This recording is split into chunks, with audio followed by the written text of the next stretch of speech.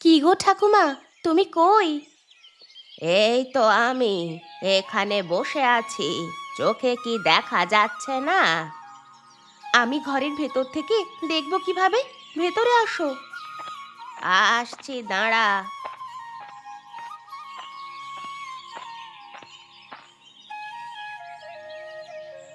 এখন বল দেখি, কি হয়েছে? এমন গলা ফাটিয়ে ডাকার কি কারণ? ঠাকুমা, এখন তো ভালোই চলছে আমাদের সেলাইয়ের কাজ, কিন্তু আমি তো একা আর এত কাপড় বানাতে পারছি না গো। প্রতিদিন যে পরিমাণ চাহিদা থাকে তার সাথে তাল মিলিয়ে সব তো আর দিতে পারছি না। আমার এখন আরো কয়েকজন মেয়ের প্রয়োজন। হ্যাঁ, কথাটা তুই ঠিকই বলেছিস। এখন তো আর পুরুষরা মহিলাদের কাপড় বানায় না, তাই তোর বানানো মহিলাদের কাপড়ের চাহিদা অনেক বেশি বেড়ে গেছে। এখন আরো মহিলা পাবো কোথায় আমার সাথে কাজ করার জন্য? আর কয়েকজন মিলে আমার সাথে কাজ করলে ভালো হতো গো ঠাকুমা। আচ্ছা রিপা, তুই এত অস্থির হোস না তো। আমি দেখি, বিকেলে কয়েকজনের বাড়ি যাব। কেউ যদি কাজ শিখতে ইচ্ছুক হয়ে থাকে তাহলে তোর কাছে নিয়ে আসবো, তুই শিখিয়ে পড়িয়ে নিস। রিপা, ও রিপা, বোন বাড়িতে আছো নাকি? হ্যাঁ, ভিতরেই আছি। তা আপনারা কে? আর কোথা থেকে আসছেন? আমরা এই গ্রামেই থাকি। আসবো নাকি ভিতরে? হ্যাঁ হ্যাঁ, আসুন আসুন, ভিতরে আসুন। তা এখন বলুন, আপনারা আমার কাছে কেন এসেছেন? কাপড় বানাবেন বুঝি? কিন্তু আপনারা সবাই দেখছি খালি হাতে এসেছেন। আমি তো কাপড় বিক্রি করি না, শুধু কাপড় বানাই। না বোন, আমরা তোমার কাছে কোনো কাপড় বানাতে আসিনি। আসলে বড় বিপদে পড়েই তোমার কাছে এসেছি। আচ্ছা তাই নাকি? বলুন তাহলে আমাকে, আপনাদের কি বিপদ? আর বলো না বোন, আমরা আমাদের সংসার চালাতে গিয়ে নাজেহাল হয়ে যাচ্ছি। তাই ভাবছি আমরাও তোমার মতো সেলাইয়ের কাজ শিখব। তুমি তো আস্তে আস্তে ভালোই উন্নতি করেছো। তোমাকে দেখে আমরাও অনুপ্রেরণা পাচ্ছি। ও, এই ব্যাপার। এর সমাধান তো আমি খুব সহজেই আপনাদের দিতে পারবো। আপনারা চাইলে আমার সাথেই কাজ করতে পারবেন। এমনিতেই আমার আরো কয়েকজন মেয়ে লাগতো। একা একা আর কাজ করে শেষ করতে পারি না। সত্যি বলছো তুমি? আচ্ছা ঠিক আছে, তুমি আমাদের বড্ড উপকার করলে। আমি বাজারের দোকান থেকে ৩-৪টে সেলাই মেশিন আনিয়ে রাখতে বলেছিলাম, কারণ আমি কয়েকজন মেয়েকে আমার সাথে কাজে রাখতে চেয়েছিলাম। এখন তাহলে আমি কাল বা পরশুদিন আপনাদের জন্য মেশিন আনিয়ে রাখবো। আপনারা কালকে সকালে এসে একটু খবর নিয়ে যাবেন, কেমন? আচ্ছা, বাঁচালে আমাদের। তোমার কাছে আমরা চিরকৃতজ্ঞ থাকব। একজন মানুষ হয়ে আরেকজন মানুষকে সাহায্য করা, এটা তো আমাদের দায়িত্বেরই মধ্যে পড়ে, তাই নয় কি? সেটা আর কজন তোমার মতো করে ভাবে বলো? আচ্ছা, আমরা এখন তাহলে যাই। সকালে একবার এসে খোঁজ নিয়ে যাব সেলাইয়ের মেশিন এসেছে কিনা। হ্যাঁ, তাই আসবেন। আচ্ছা ঠিক আছে তাহলে।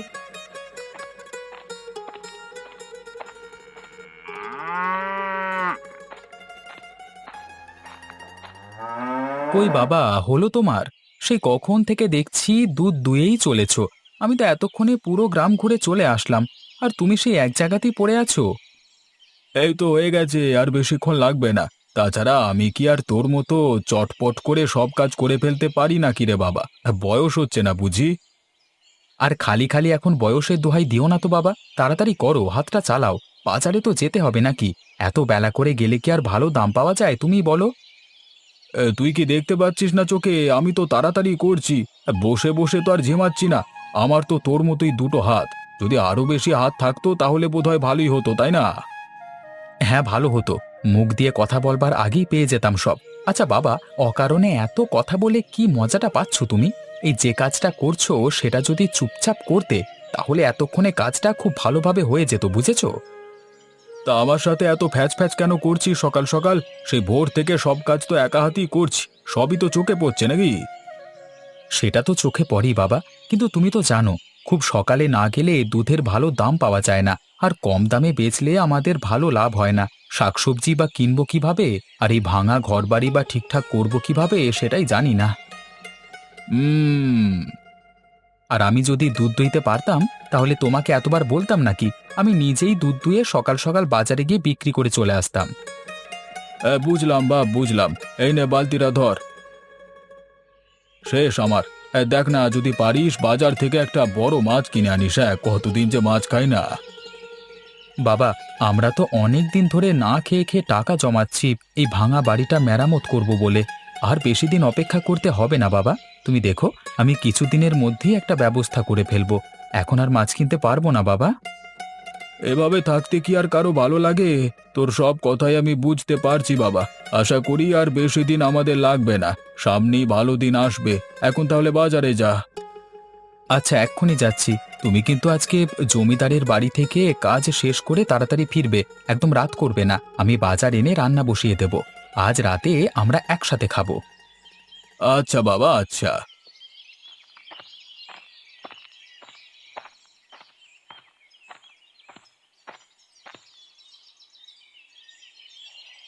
মোড়ল মশাই, আমি এসেছি।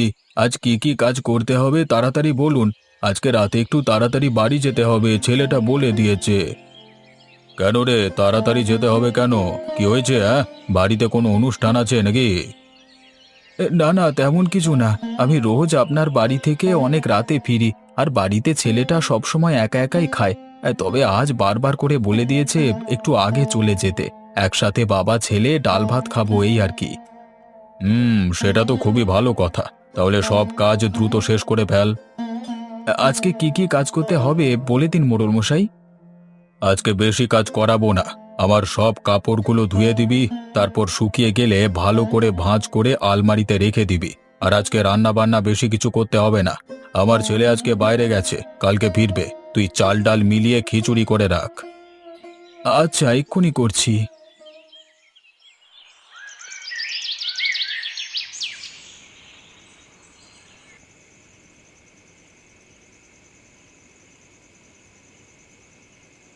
বাবা, শেষমেশ যে তুমি আসতে পেরেছো, আমি তো অবাক হয়ে গেলাম। সত্যি কথা কি জানো বাবা, আমি না আসলে ভেবেছিলাম তুমি আসবে না।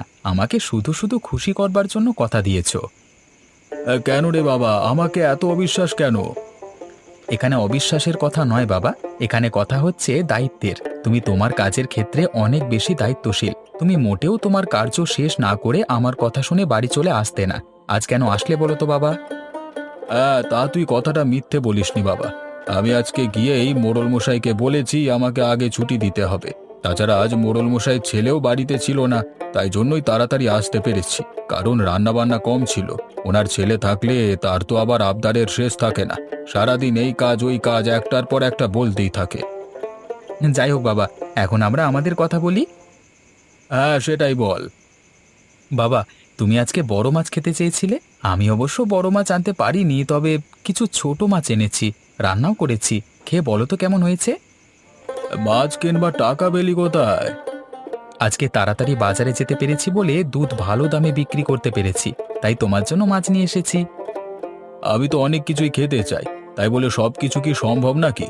কেন করতে গেলি এই কাজ তুই? তুই তো বললি বাড়ি মেরামতের জন্য এখন টাকা পয়সা জমাতে হবে। তাহলে কেন শুধু শুধু পয়সা খরচ করে মাছ নিয়ে এসেছিস? চুপ করে খাও তো বাবা। আচ্ছা বাবা, আমাদের গ্রামে কোনো মহিলা মানুষ থাকে না কেন? মেয়েদের সব কাজ আমরা ছেলেরা কি করতে পারি? তা কি আর করা যাবে বল? তোর মা মারা যাবার পর থেকে মেয়েদের সব কাজ তো আমরা দুজনে মিলেই করছি, তাই না? কিন্তু আমাকে বলো তো, এই গ্রামে কেন মহিলারা থাকে না? কেন মহিলা আর পুরুষদের আলাদা গ্রাম? এমনটা কি অনেক আগে থেকেই ছিল বাবা? না রে বাবা, এটা আগে থেকে ছিল না। আগে তো সব মহিলা পুরুষ মিলেমিশেই এক গ্রামে থাকতো। আর তখন ছোটখাটো যে কোনো কারণে অকারণে ঝগড়া হলেই কিছু কিছু পুরুষ মহিলাদের গায়ে হাত তুলতো। আর প্রতিদিন সকালবেলায় দলে দলে লোক যেত মোড়ল মশাইয়ের বাড়িতে নালিশ করতে। তাই নাকি? এসব হতো আগে? প্রতিদিন লোকজন দলে দলে গিয়ে মোড়ল মশাইকে ঘুম থেকে ওঠাতো। এমন সব ঝামেলা পোহাতে পোহাতে একদিন রাগ করে মোড়ল মশাই বললেন, তোরা মহিলাদের জন্য আলাদা গ্রাম কর আর পুরুষদের জন্য আলাদা গ্রাম কর। তোদের একজনের চেহারা আর একজন যাতে দেখতে না পায়। রোজ রোজ নালিশ শুনতে শুনতে আমি কিছুদিন পর পাগলা গারদে চলে যাব, এই আর কি। তারপর কি হলো বাবা? তোর বয়স যখন 5 বছর, তখন মহিলা আর পুরুষদের জন্য আলাদা গ্রাম তৈরি হয়। আর এদিকে তোরও মা নেই, আর ওদিকে মোড়ল মশাইয়েরও বউ নেই, দুজনেই মারা গেছেন। আর যেহেতু ওনার কোনো মেয়েও নেই, তাই ওনার জন্য এই ধরনের সিদ্ধান্ত নেওয়াটা হয়তো সোজাই ছিল, বুঝলি।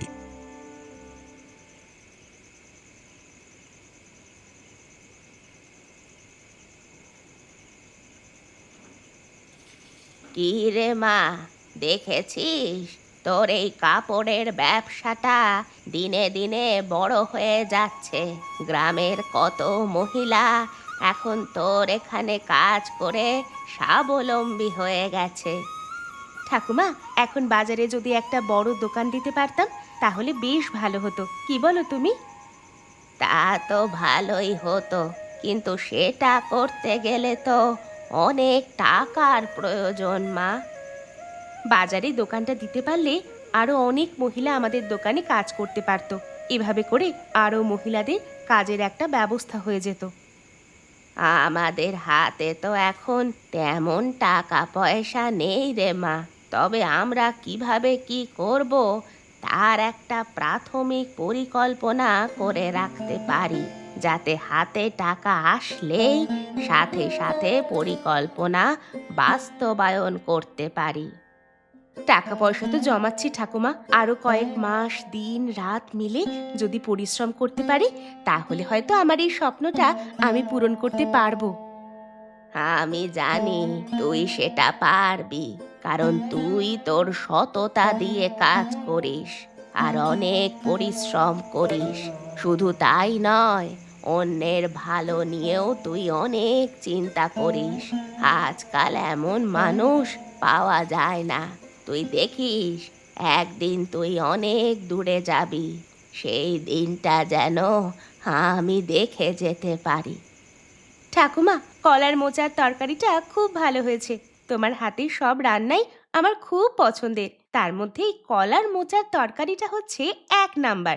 আচ্ছা, তোমাকেও একটা হোটেল খুলে দেবো নাকি বাজারে? হ্যাঁ, তা তুই দিতে পারিস। সারাদিন তো ঘরে বসেই থাকি, আমারও না হয় একটু কাজের ব্যবস্থা হলো। আমি তো আর চোখে দেখতে পাই না, তাই তোর সেলাইয়ের কাজে তোকে কোনো সাহায্য করতে পারি না। ঠাকুমা, যা বলেছ। শোনো, তোমাকে কোনো কাজ করতে হবে না, তুমি শুধু বসে বসে খাবে আর মন চাইলে আমার জন্য মজার মজার রান্না করবে। আচ্ছা, আর এখন তাড়াতাড়ি খা, খাবার তো সব ঠান্ডা হয়ে বরফ হয়ে গেল।